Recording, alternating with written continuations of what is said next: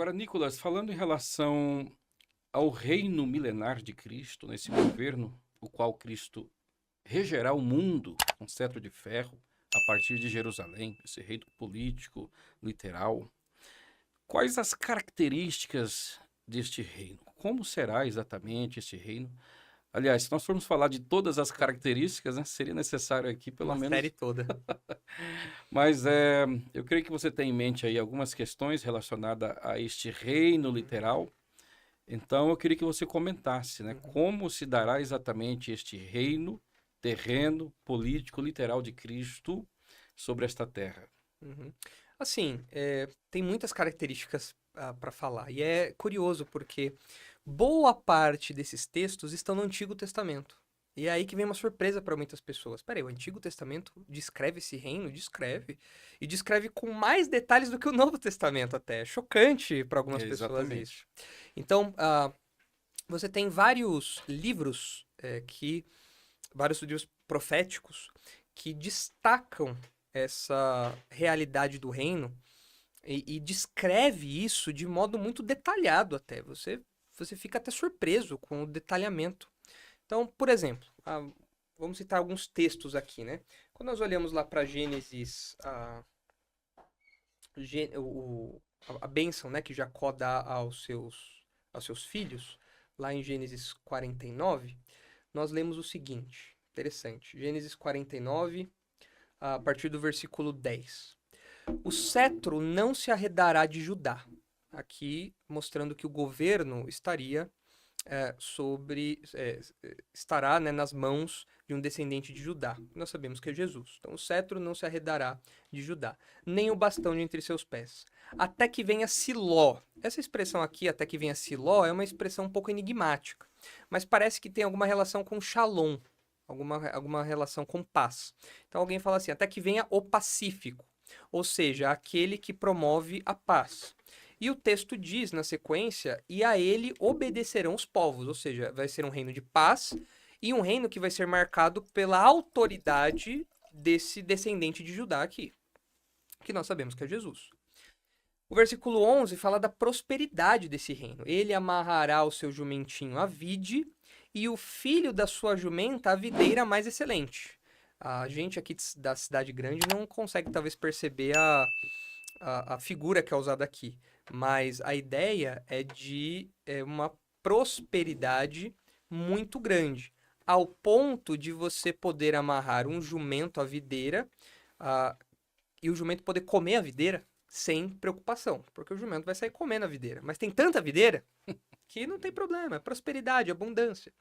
E isso é enfatizado depois, na sequência, quando fala: lavará suas vestes no vinho e a sua capa em sangue de uvas. Os seus olhos serão cintilantes de vinho e os dentes brancos de leite. Aqui falando também dessa prosperidade, que as pessoas vão lavar as suas roupas em vinho. Ninguém lava roupa em vinho, é claro, mas é uma figura que é usada aqui para descrever essa prosperidade.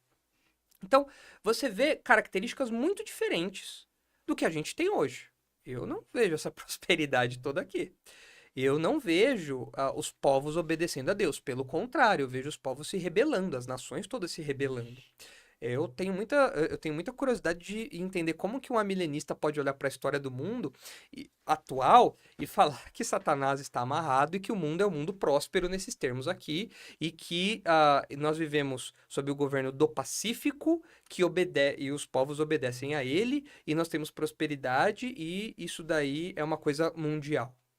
É essa promessa aqui que é apresentada em Gênesis. Mas nós não temos isso ainda hoje. O que nos mostra que o reino futuro está descrito aqui. Isso aqui está reservado para o reino futuro. Quando nós caminhamos mais um pouquinho, nós chegamos em Isaías. Isaías fala muito a respeito do reino milenar. Você tem, por exemplo, Isaías 11, texto maravilhoso. Olha só. Do tronco de Jessé sairá um rebento e das suas raízes um renovo. Repousará sobre ele o espírito do Senhor, o espírito de sabedoria e de entendimento, o espírito de conselho e de fortaleza, o espírito de conhecimento e de temor do Senhor. Deleitar-se-á no temor do Senhor, não julgará segundo a vista dos seus olhos, nem repreenderá segundo o ouvir dos seus ouvidos. mas julgará com justiça os pobres e decidirá com equidade a favor dos mansos da terra. Ferirá a terra com a vara de sua boca e com o sopro dos seus lábios matará o perverso.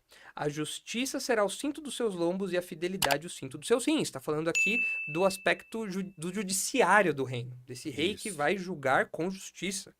Coisa que a gente não vê no mundo, não vê. No nosso país nós não vemos isso. No mundo também não. Versículo 6. O lobo habitará com o cordeiro, e o leopardo se deitará junto ao cabrito. O bezerro, o leão novo e o animal cevado andarão juntos, e um pequeno os guiará. A vaca e a ursa pastarão juntas, e as suas crias juntas se deitarão. E o leão comerá palha como o boi.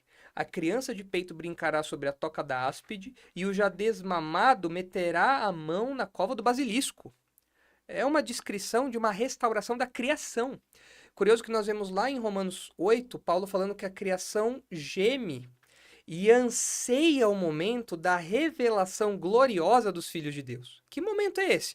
É o milênio, onde os filhos de Deus serão apresentados glorificados e reinarão. É esse o momento que o apóstolo Paulo fala. E a criação geme até aquele momento. Naquele momento, a criação será restaurada. É a regeneração da criação. E é isso que vai acontecer aqui. O rompimento que aconteceu na criação por causa do pecado vai ser restaurado aqui.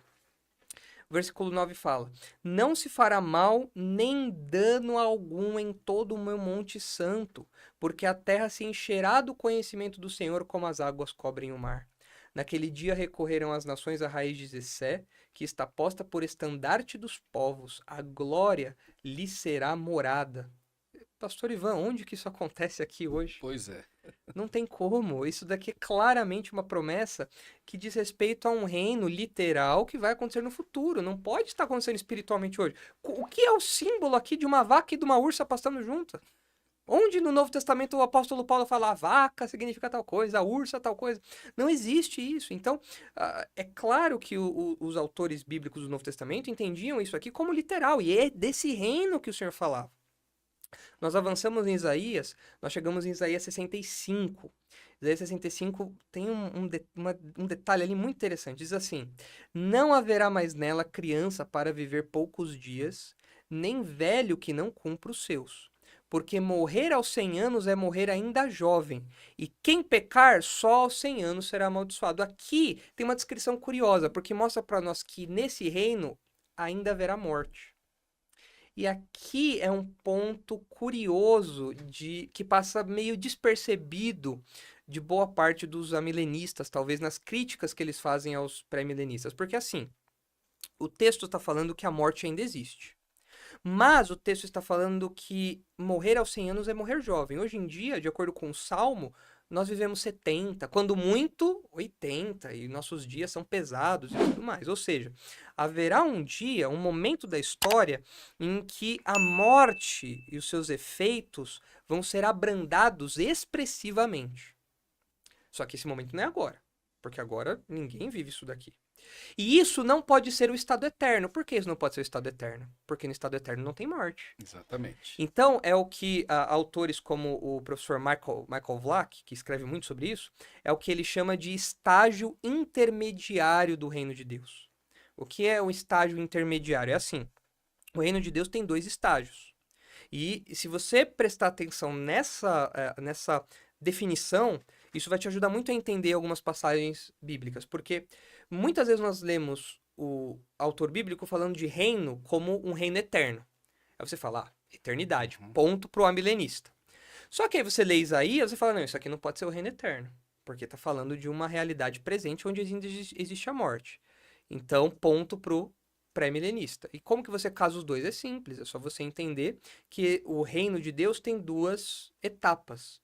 Uma etapa intermediária de restauração, de regeneração da criação, e uma etapa eterna no novo céu e nova terra.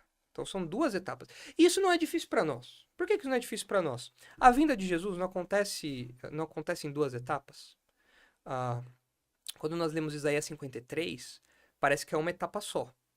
Mas o servo veio, sofreu, e tem promessas ainda ali de Isaías 53, né, do resultado do fruto do trabalho do servo que vão se cumprir no futuro. Por quê? 2 etapas. Uma primeira vinda, uma segunda vinda. O retorno de Jesus, dependendo da posição dispensacionalista, ele também acontece em 2 etapas. Você tem Jesus vindo para o encontro nos ares, a igreja indo até ele, isso é uma parte, a primeira parte da segunda vinda de Jesus. E você tem uma segunda parte quando Jesus pisa no Monte das Oliveiras. E você tem um reino que também tem 2 etapas. Você tem uma etapa intermediária de restauração e uma etapa eterna de novo céu e nova terra. Por falar em Zacarias, quando a gente chega em Zacarias 14, você tem ali a descrição do dia em que esse reino vai ser instaurado. Não dá tempo de ler tudo aqui, mas Zacarias 14 fala do dia do Senhor. E dia do Senhor é uma expressão elástica na Bíblia, né? Pode abranger a tribulação, o milênio, até mesmo o juízo final. Uma tribulação é uma expressão muito elástica.